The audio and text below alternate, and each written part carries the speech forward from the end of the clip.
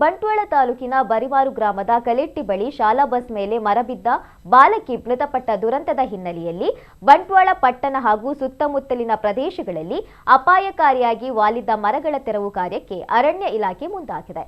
ದುರಂತದ ಬಳಿಕ ಬಿಸಿ ರೋಡ್ ಕಡೆಗಳಲ್ಲಿ ರಸ್ತೆ ಬದಿಯ ಬೃಹತ್ ಮರಗಳು ಸಾರ್ವಜನಿಕರು, ವಿದ್ಯಾರ್ಥಿಗಳು ಹಾಗೂ ವಾಹನ ಸವಾರರಿಗೆ ಅಪಾಯಕಾರಿಯಾಗಿವೆ ಎಂಬ ಆತಂಕ ವ್ಯಕ್ತವಾಗಿತ್ತು. ಈ ಕುರಿತು ಮಾಧ್ಯಮಗಳಲ್ಲಿ ವರದಿಗಳು ಪ್ರಕಟವಾದ ಬೆನ್ನಲ್ಲೇ ಇಲಾಖೆಯ ಮೇಲಾಧಿಕಾರಿಗಳ ಸೂಚನೆಯಂತೆ ಶನಿವಾರ ಬೆಳಗ್ಗಿನಿಂದಲೇ ಕಾರ್ಯಾಚರಣೆಯನ್ನ ಆರಂಭಿಸಲಾಯಿತು. ಬಿಸಿ ರೋಡ್ ಕೆಎಸ್ಆರ್ಟಿಸಿ ಬಸ್ ನಿಲ್ದಾಣದ ಆವರಣದಲ್ಲಿ ಅಪಾಯಕಾರಿಯಾಗಿ ಚಾಚಿಕೊಂಡಿದ್ದ ಮರದ ಕೊಂಬೆಗಳನ್ನು ಕತ್ತರಿಸಲಾಯಿತು. ಅಲ್ಲದೆ ರಾಷ್ಟ್ರೀಯ ಹೆದ್ದಾರಿಯ ಮತ್ತೊಂದು ಬದಿಯಲ್ಲಿ ರಸ್ತೆಯ ಮೇಲೆಯೇ ವಾಲಿದ್ದ ಬೃಹತ್ ಮರದ ಕೊಂಬೆಗಳನ್ನು ತೆರವುಗೊಳಿಸಿ ವಾಹನ ಸಂಚಾರಕ್ಕೆ ಅಡ್ಡಿಯಾಗಿದ್ದ ಸಮಸ್ಯೆಯನ್ನ ನಿವಾರಿಸಲಾಯಿತು.